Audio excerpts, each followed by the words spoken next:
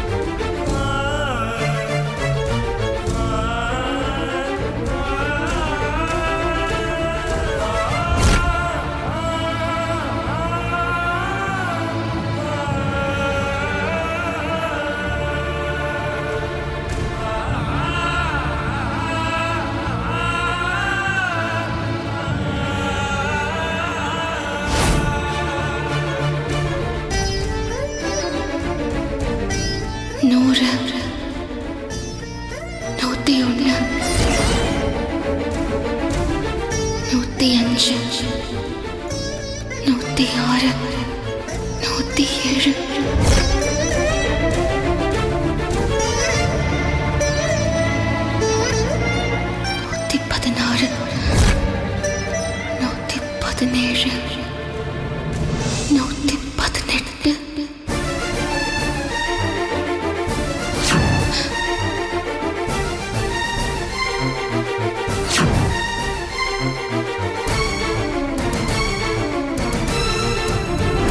ரெட்ட படையில முடிஞ்சா நடக்காது, கொஞ்சம் சிரமமாகும்னு அர்த்தமா?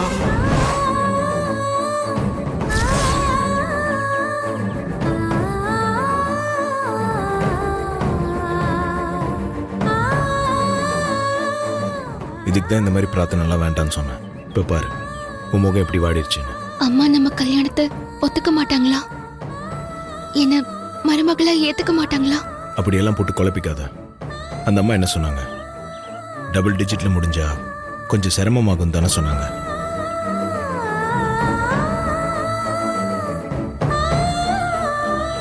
அம்மா நீயே சொல்லு, அம்மா என்ன மருமகளா ஏத்துப்பாங்களா மாட்டாங்களா?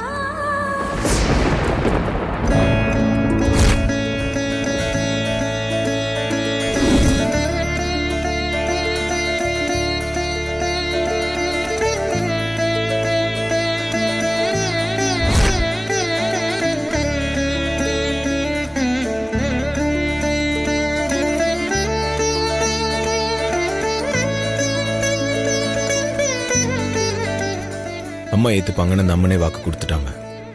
இப்ப சந்தோஷமா? வா போலாம்.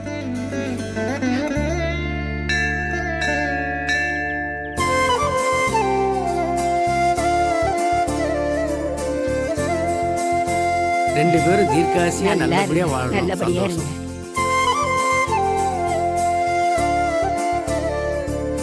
ரெண்டு பேரும் தீர்க்காசியா நல்லபடியா வாழணும். சந்தோஷம். நல்லா இருக்கு. அம்மா ஒரு நிமிஷம். சொல்லுங்க. யார் அவங்க? எல்லாரும் அவங்க கால்ல விழுந்து ஆசீர்வாதம் வாங்கிட்டு இருக்காங்க. அதுவா, அவங்க 60ஆம் கல்யாணம் முடிஞ்ச தம்பதிங்கம்மா. அவங்க கிட்ட ஆசீர்வாதம் வாங்கினா ரொம்ப விசேஷம்மா. உங்களை பார்த்தா புதுசா கல்யாணமானவங்க மாதிரி தெரியுது. அவங்க கிட்ட ஆசீர்வாதம் வாங்கினா உங்களுக்கும் இப்படி 60ஆம் கல்யாணம் நடக்கும். நீங்களும் உங்க பேரன் பேத்திங்களோட சந்தோஷமா இருப்பீங்க. வரேன். மாமா, நம்ம கல்யாணம் பண்ணிக்கிட்டு அம்மா கிட்டயே ஆசீர்வாதம் வாங்கல, என் அப்பா கிட்டயே ஆசீர்வாதம் வாங்கல. இவங்க கிட்ட ஆசீர்வாதம் வாங்கிக்கலாமா? உன் சந்தோஷம் தான் என் சந்தோஷம். வா.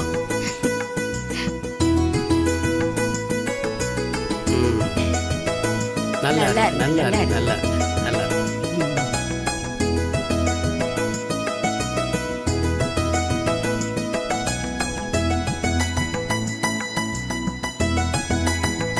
நல்லா இருங்க. நல்லா 16 பெற்று 16 பெருவாழும் வாழணும். பெருவாழும் வாழணும். தம்பி, அந்த தட்டுல இருக்கிற குங்குமத்தை எடுத்து உன் பொண்டாட்டிக்கு வச்சு விடுப்பா.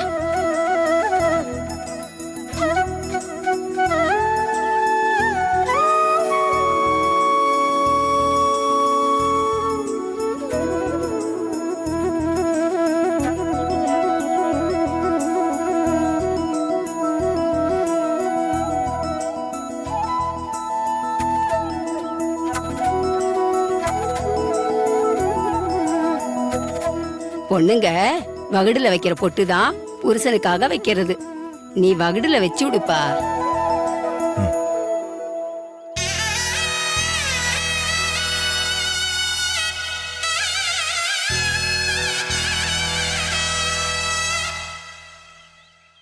உன்னாலே என்னாலும் என் ஜீவன் வாழுதே, சொல்லாமல் உன் சுவாசம் என் மூச்சில் சேருதே.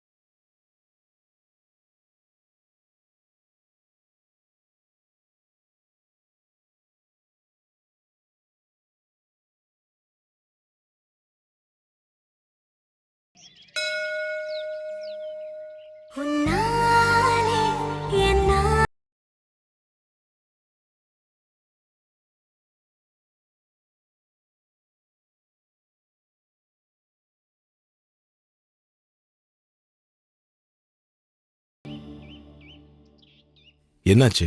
ஏன் கண் கலங்குற? என்ன வீட்டில் பெரியவங்களுக்கு தெரியாம விருப்பப்பட்டு கல்யாணம் பண்ணிட்டீங்களா? எப்படி கண்டுபிடிச்சிங்க?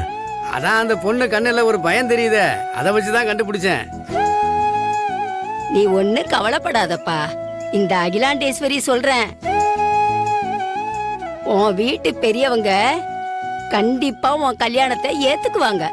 எங்க அம்மா பேரும் அகிலாண்டேஸ்வரி தான். அப்படியாப்பா?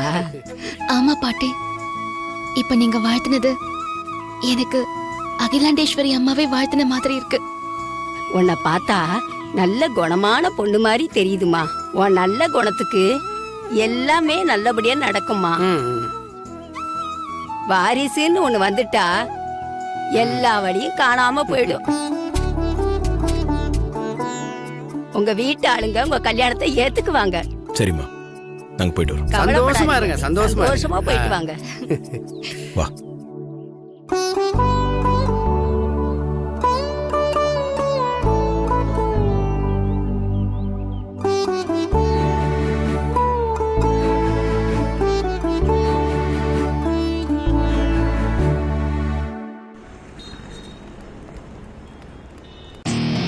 வணக்கம் மேடம்.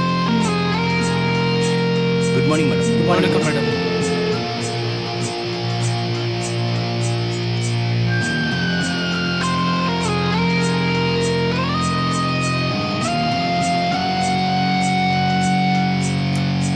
வாங்க மேடம், உள்ள வாங்க மேடம்.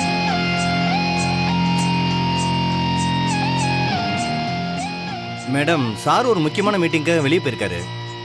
ஓகே. ஏதாவது வேணா என்னை இன்டர்காம்ல கூப்பிடுங்க madam. Okay. Okay madam.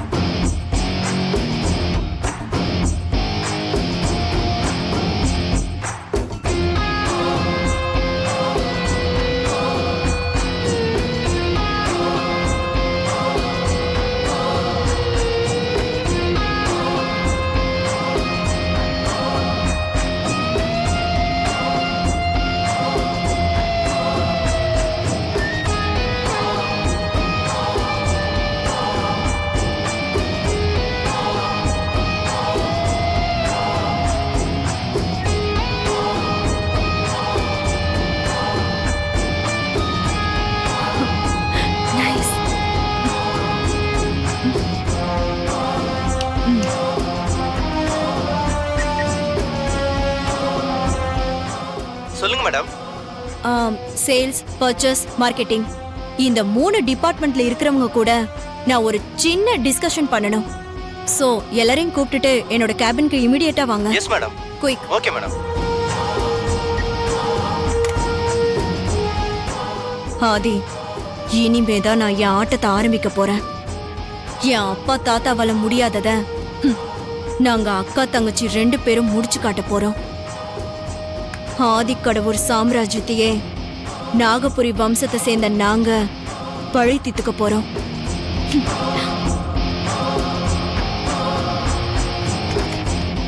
Excuse me ma'am. S, வாங்க. வாங்க சார், வாங்க உள்ள வாங்க sir. Mister Manohar, sales department. Hello madam. Hi. இவர் மிஸ்டர் ரவிக்குமார், மார்க்கெட்டிங். வணக்கம் மேடம். ஹாய். இவர் mister Dayalan, purchase department. Hi madam. Hi. Please take you seat. Thank you.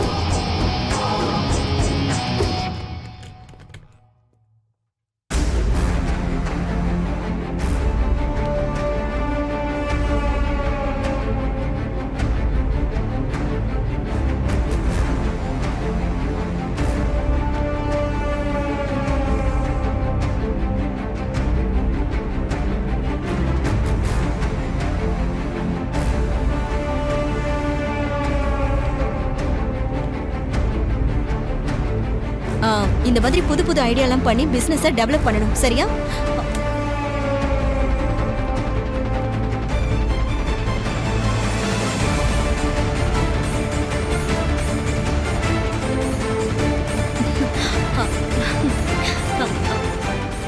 ஆதி, வாங்க ஆதி. அது வந்து சேல்ஸ், மார்க்கெட்டிங், பர்ச்சேஸ் இவங்க கூட சின்னதா ஒரு டிஸ்கஷன் பண்ணிட்டு இருந்தேன், அவ்வளவுதான். ஆக்சுவலா நான் என்ன சொல்லிட்டு இருந்தேன்? ஏய் ஸ்டாப் இட். என் ஆபீஸ்க்கு வந்து என்னோட சீட்ல உட்காந்து என் ஸ்டாஃப்ஸ் கிட்ட டிஸ்கஸ் பண்ணிட்டு இருக்க. உனக்கு என்ன ரைட்ஸ் இருக்கு? அந்த அதிகாரத்தை உனக்கு யாரு கொடுத்தா?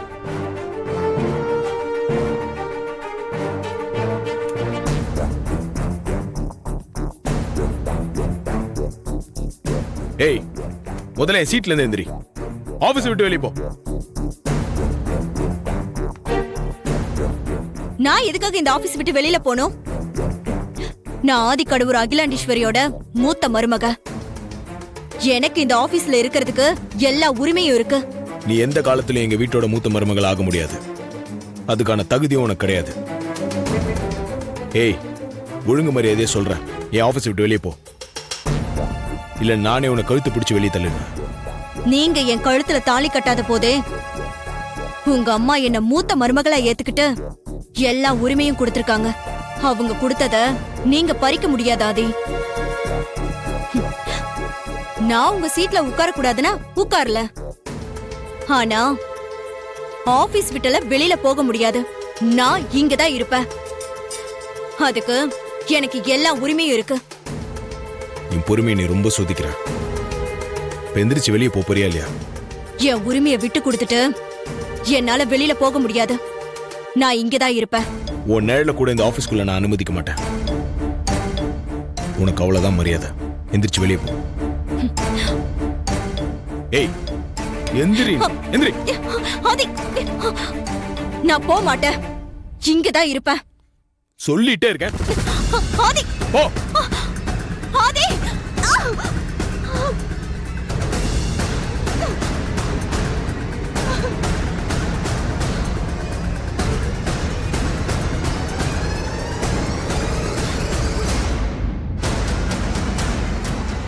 மரியாதை எந்திரிச்சு வெளியே போயிரு.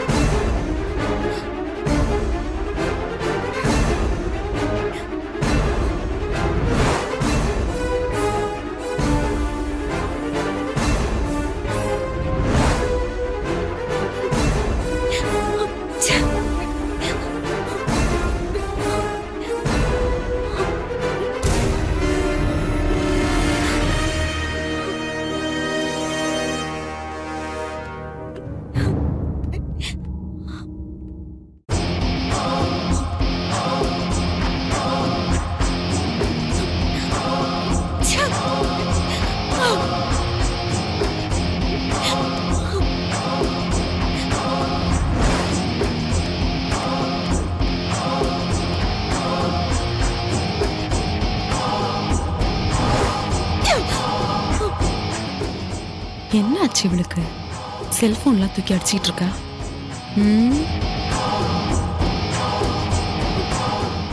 என்னாச்சு மித்ரா? போன்லாம் தூக்கி அடிச்சிட்டு இருக்க, என்ன பிரச்சனை உனக்கு? என் வாழ்க்கையில இது வரைக்கும் இந்த அளவுக்கு அவமானப்பட்டது இல்ல ஆண்டி.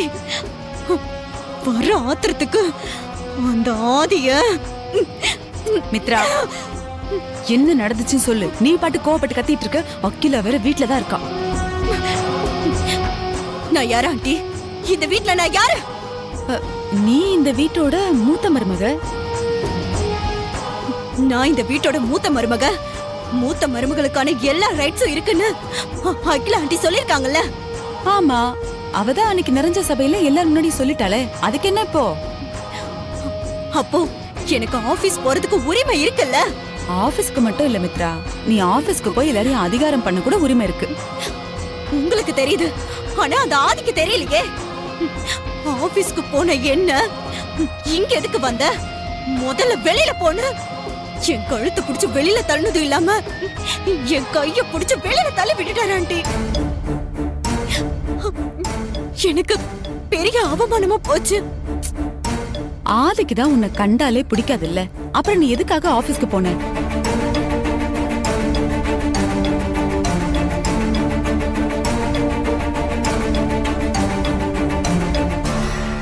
ஆண்டி, நந்தினி சொன்னதுனாலதான் நான் ஆபீஸ்க்கு போனேன். நந்தினி சொன்னலா? இது எப்ப நடந்தது? அது நந்தினி ஜாமீன்ல வெளியில வந்தது தெரிஞ்சதும் நான் நந்தினிய பார்க்க போயிருந்தேன். அப்போ நந்தினி என்கிட்ட